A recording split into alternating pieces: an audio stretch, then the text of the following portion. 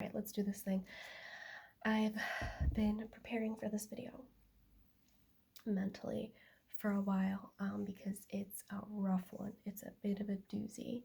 I'm gonna eat while I make this video because it's gonna help me feel better, and yeah. I've got some iced tea, pain au chocolat. Wow. Kiwi. So we'll see how far I get.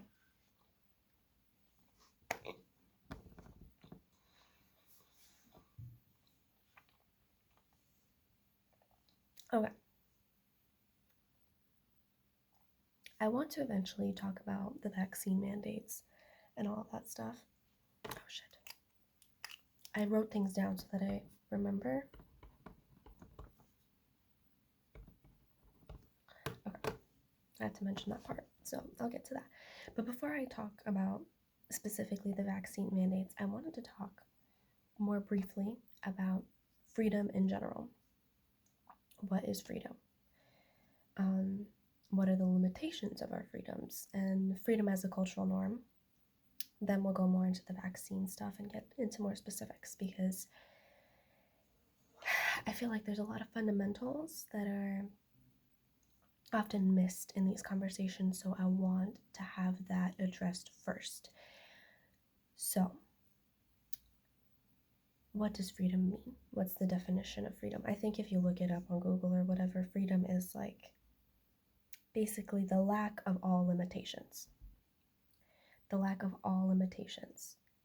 That doesn't exist. Like, we live in a 3D world. Our bodies alone have physical limitations. We live in governments a lot of the time. And so those governments put limitations on us. But even without governments, we have certain civil codes and civil rules, and so there are always limitations on us. Always. I had a professor once who called freedom the F word. He said it means nothing. It's a useless word. It's not a specific word. And this is true. It's not a specific word, right? Because no matter what you do, there's always limitations. Like, you can legally go outside and with your bare hands try to dig to the center of the earth. You're quote unquote free to do that, but your body isn't free to. You're not going to be able to. You can't. You're physically limited. So the very fact that you were born on this earth means you have limitations. So what is it what are we trying to get at when we talk about freedoms? Well, we talk about our rights. We talk about our liberties. Now, what is a liberty? That's basically, what rights do we have that the government can't impose on us? Okay, well, that's a different thing, right? So people in the United States generally, they want more liberties. The whole concept, basically, the whole premise of the formation of the country, supposedly, of course, being that the government should not impede on these certain aspects of our lives, these certain aspects that we consider quote unquote freedoms. Those are civil liberties. The government can't impede on those. Okay. So the freedom of religion, the freedom of expression, stuff like that. Okay. Now, sure, we can say that there are plenty of things like that where the government impedes on us. But to say that we want freedom is like so vague, because no matter what law you make, no matter what law the government makes, any law, all of them, is technically a limitation on our liberties. It's a limitation on our choice, at the very least. That's another thing. People love, in general, to have the freedom to choose. But what does the government do? Government usually limits those choices for us, right? Especially in the United States. Let's consider elections. At the end of the day, how many choices do you have? You have two.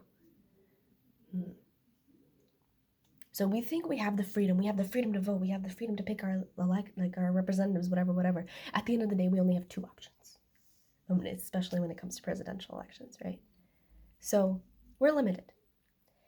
And of course, because we're limited and in that way, we care deeply about making sure that we don't have as many limitations, at least in the United States. That's a very big priority in the country, is to expand upon our freedoms as much as we can.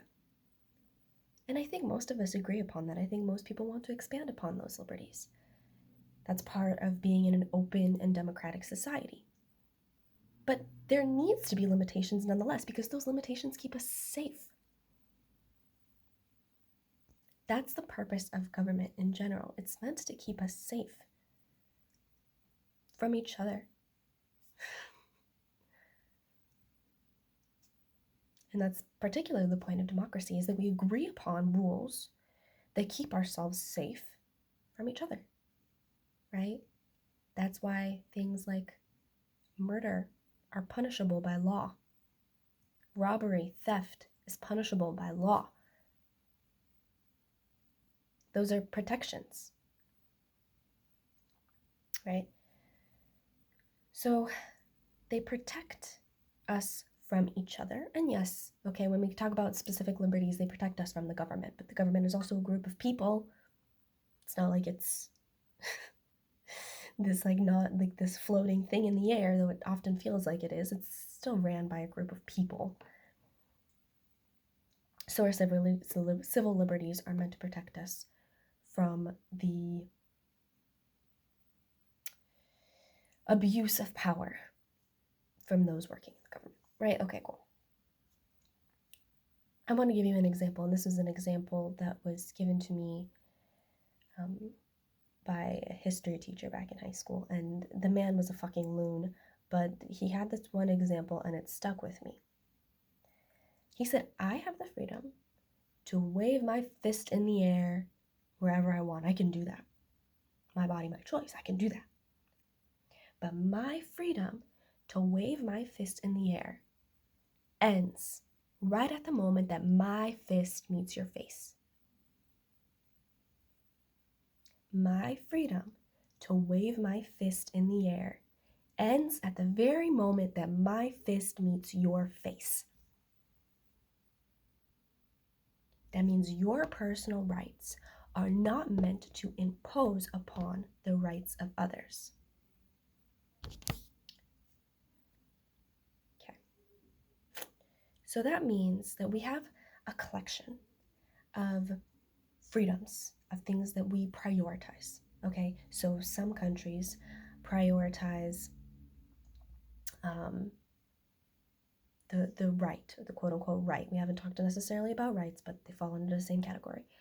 The right to have a gun, right? I have the right to own this piece of machinery, while others, countries, this is going to sound crazy. So I'm not going to use the word right. I'll keep using the word freedom just so that it's easier to compare. The freedom to own a gun.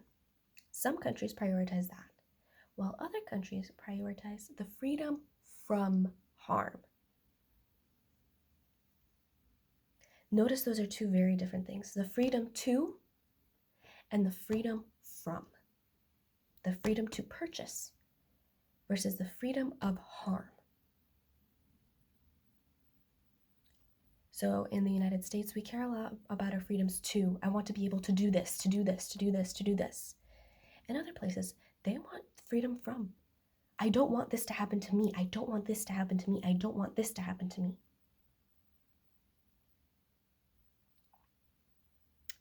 So this is why I say freedom is more of a cultural norm, because there's these different types of freedom, whole colossal mess of different types of freedom, and different societies and different governments prioritize those things differently.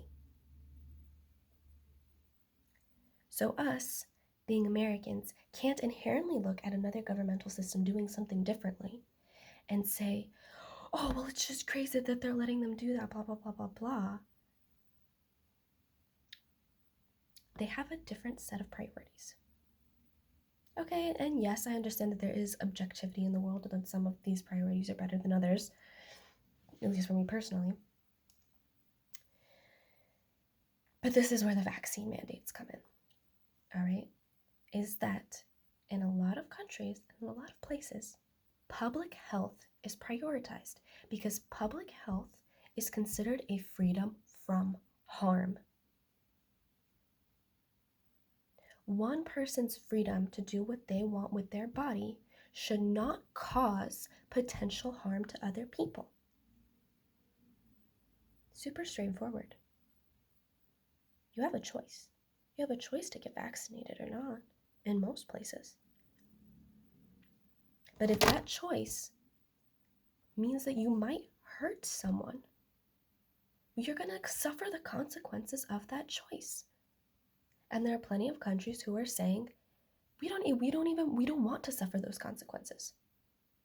We're taking that out of the picture.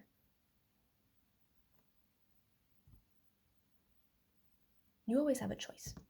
You have the choice to go walk down the street naked if you want right now. Will you suffer consequences for that? Certainly. You have the choice to go buy a gun and shoot someone right now. Will you suffer the consequences for that? Most certainly. Or at least you should, theoretically, in a country in which rule of law is actually applicable.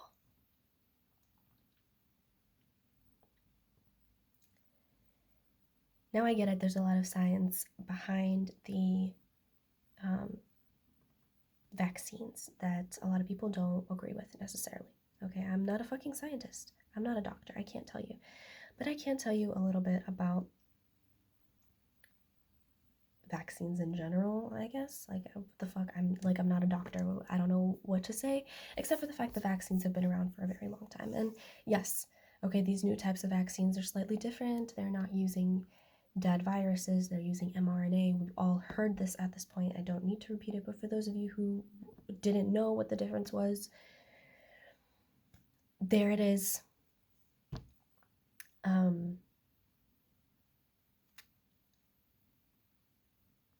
So it's newer science, and people are wary of that. And you know what?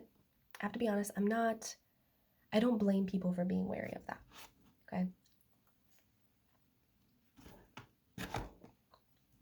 You can't blame people for being wary of newfound science. Especially in modern day where people are constantly fucking being lied to. You can't blame them. But there's another thing that I want to point out that I don't think enough people are recognizing or drawing connections with. So even people who are like pro-vaccine, considered liberal in many ways, right? Because this is always, you're on this side or the other side. You're always one of the two. So people who are pro-vaccine and all of that other stuff that's collected in that group of people, they often recognize themselves, especially the feminists in the group, that the modern medical system has not really served a lot of people. It hasn't served very many women. I mean, I always talk about TikTok, but I have seen so many people on TikTok have to explain basic female anatomy because, like, there's just not research. Like, you know what I mean? Like, it's not fucking conducted. It's not, like, looked at. I know people in my personal life who have been fucked over by modern medicine in many ways. Let's not even begin. I mean, we can't begin. Let's fucking begin to talk about the fact that so many people of color are underserved by modern medicine, particularly in the United States. How many times women say our symptoms aren't being taken seriously, we're constantly being told that it's just in our heads, hysteria, this, blah, blah, blah. So we know we're making that argument, and then we don't draw that, and we don't make the connection for whatever reason. So many people just don't make the connection that, hey, maybe that's why so many people don't fuck with the vaccines. Is people don't trust it. People don't trust it. And I can't blame them. When modern medicine has failed you so much, can you really blame them for not wanting to get vaccinated? At least for COVID. Now, this does not, in my humble opinion, does not justify the anti-vax that happened before COVID, right? Because there was an anti-vax movement. That's what I wanted to talk about earlier when I said the history of vaccines. I completely fucking forgot. There was an anti-vax movement before COVID. We all know this. And everyone thought it was a fucking joke. And why was it a fucking joke? Well, because this medicine at that point had just been so heavily studied and researched. We had almost completely eradicated measles, mumps, rubella at this point, that it was like you couldn't logically argue. But when it comes to COVID, yeah, you can fucking logically argue. The CDC is changing its mind every 2 seconds. I mean, hey, 5 fucking days for people who are vaccinated and asymptomatic. I'm gonna start eating my kiwi. Like, we're all making jokes about the CDC, are we not?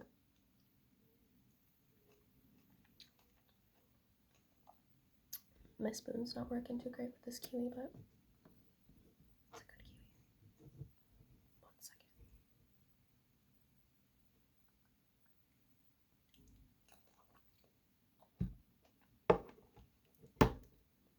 For weeks, we've been poking fun at the CDC because they keep changing up their minds. Is the CDC being politically manipulated in some type of way? It really seems like it now. They've lost a lot of credibility. So people not wanting to get vaccinated, I can't even blame them necessarily for that. And I mean, I do believe your body, your choice. However, does that mean that you should do all of the other things to prevent other people from getting sick? Yeah, you should. Wear your fucking mask then. How about that? How about before you go in a public space, you make sure to get tested for COVID? How about that?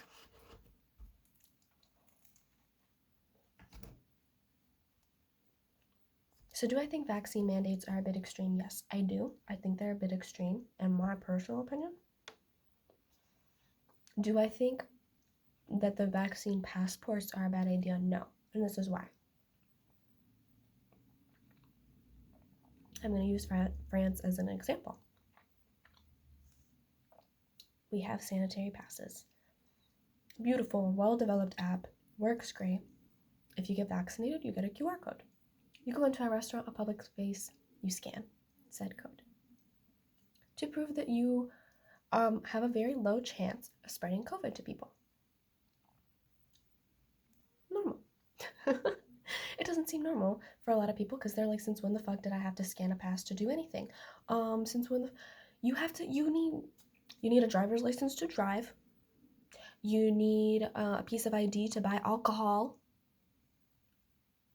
So yeah, maybe proving that you don't have fucking COVID before you enter a public space in which people might be able to get COVID, like, makes sense. But I don't think you should be forced to get vaccinated. What they do in France is if you don't get vaccinated, then like every street corner, there's a place to get tested. And you can get a rapid test right there and it'll update your app. So you don't have to do that. And because pretty much all the healthcare in France is universal, it doesn't cost you shit to get the tests. It's a well-integrated, fast system. You don't have to get vaccinated. Most people are, because it's a little bit tedious to have to test for COVID all the time. But if that's something you really care about, and if that's a freedom that you really care about, is the freedom to do what you want with your body, and you don't want to get vaccinated because you don't trust modern medicine and you want to be able to do what you want with your body, in which case, if you want to do what you want with your body, you should also probably be pro-choice when it comes to abortion, but that's a different topic. But if that's the case, if that's your priority, then you should have the choice to just go get tested. What you don't have the choice to do is bareface go cough in people's faces. That's what you don't have the choice to do. Because you're a fucking liability at that point. You see, your rights and your freedoms end once you become a liability to others. I can punch my fist wherever I want up until my fist reaches your face. Your rights and freedoms end until you are a liability to others. Your rights and freedoms end right at the cusp of the rights and freedoms of others, because the freedom from harm from a potentially deadly disease matters just as much as your freedom to do what you want with your body. You see. But COVID is just a flu, blah, blah, blah, blah, blah. It doesn't affect most people that strongly, and most of the deaths from COVID are from pre-existing conditions, and all I'm hearing is you simply have no empathy for the fact that there are people who are dying prematurely. They could have had a few more years maybe with their family, and you decided you don't give a fuck about that. A premature death by COVID is death by COVID. A premature death from preconditions upon the arrival of COVID is still a death from COVID. Now, does the fact that it's mostly premature deaths make you feel safer as someone who is young and healthy? Sure, and that's great, and I'm glad that you feel safer in this environment. Does that mean that you should have no empathy for all of the older relatives of people who have passed away for the past 2 years?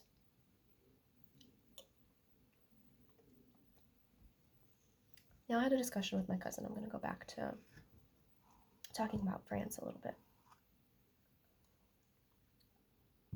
I had a discussion with my cousin. He was like, vaccine mandates are so bad, blah blah blah blah blah. I didn't even disagree with him, but he just wanted to pick a fight for no reason.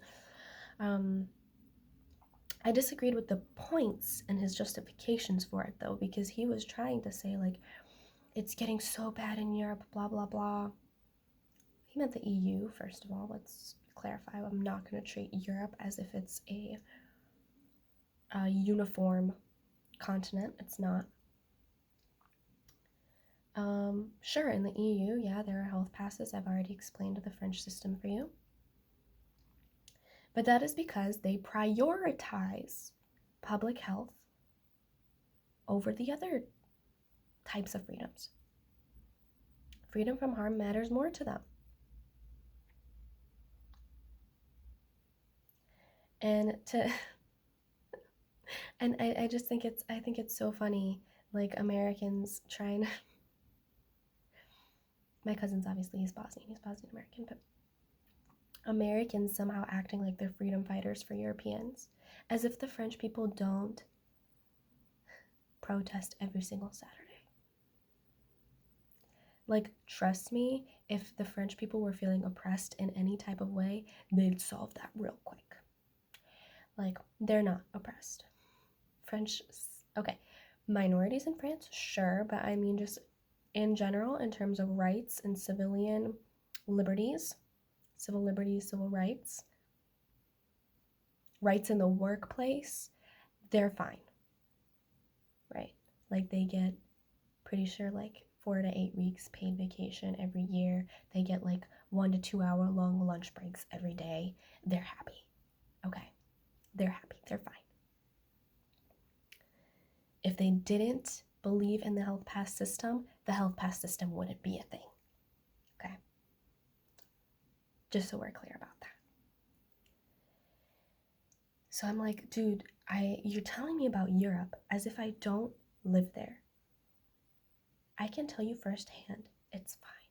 And then he's like, but you know, Austria was really bad. I was like, yeah, Austria was, they have a mandate and it's a pretty harsh one, sure. Yeah, and there's all these riots and it's getting really, really bad. Have I looked into all of the news? No. I haven't looked at all of the news. I'm sure there's some pretty awful videos and I'm sure there were some pretty bad protests.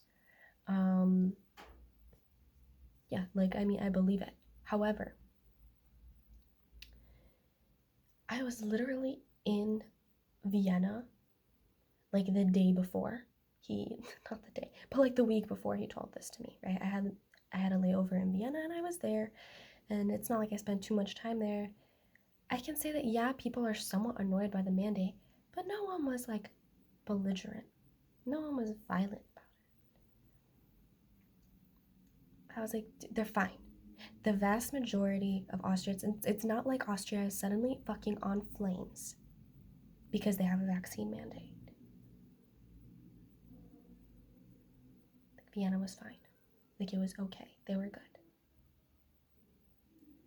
Like, you're talking to me about Austria as if I wasn't there like 2 seconds ago. I know we do have some cousins who are in Austria, and yeah, they've expressed like it's kind of fucking annoying and it's a bit much. Sure. I get that. But like, the American point of view of it is going to be different from the Austrians' point of view of it, and the way they handle it is going to be different. Like, and Austria's also recently like opened things up. Anyway, so I was just like, dude, you're speaking all of this stuff. Like, worry about what's happening outside your fucking house. before you start speaking shit about what's happening on the other side of the world. This is all I have to say. Like, you know, you go on the internet and you see all of these crazy things, and don't get me wrong, there are plenty of places in which the world is truly burning in a lot of places. And yes, you should do something about that. But at the same time, for a brief moment, all right, especially if you're living in nice, peaceful suburbia, just take a deep breath and be grateful for the peace that you do have. And yes, you can be upset about the quote-unquote oppression where other people are living, okay? But just also keep in mind that what you view as oppression might not even be how that country themselves feel, right? As an American, you might look at what France is doing and say, that's extreme, that's bad. But ask a French person and they'll go, yeah, I mean, some people are annoyed with it, but overall it's meant to keep us safe, is the general consensus. And I can't speak for Austria. Like I said, I was only there for a little bit. And I haven't seen that many videos and stuff, but it's like, just chill. And then, yes, the media has a large role in this, and how they've portrayed the virus since the very beginning is questionable. That's also to say what the government has and has not allowed us to know from the very beginning is also questionable. There's a lot of ifs that still exist, okay? That's for certain. But what I'm not gonna do is live in a constant fucking state of like catastrophe. Are there awful things that are happening? Like I already said, yes. But what you can't be doing is catastrophizing everything that comes on your fucking feed. And just because the world is changing in many ways, just try to approach it from a level-headed place. And do what you can to go back to the fundamentals, all right? And this is what I mean when I say, this is why I started with talking about what freedom is. Do what you can to go back to the fundamentals. And just do what you can to try to understand where other people are coming from. That goes both ways, right? Because once you go back to the fundamentals, you can see, oh, I disagree about this and I disagree about this because I prioritize things maybe differently. And based on those priorities, I take different actions. And if I don't like that action, then I might react in a different way that you might react, and so on and so forth. It's not just about this like aimless empathy and feeling bad for people and feeling enraged for people. It's also about having this sort of intellectual empathy, understanding cognitively where people are coming from and why they're coming from the places that they're coming from. And like I said, to do that, you got to go back to the fundamentals. So what is freedom? What does it mean to you? What are your priorities in freedom? Right? And why do you have those priorities? And how do those priorities of yours happen to clash with other people's priorities? And where can you find compromise? Ask yourselves those questions because these are the most important questions to be asking ourselves right now, okay? I didn't even finish my food, but I'm kind of happy with the video, so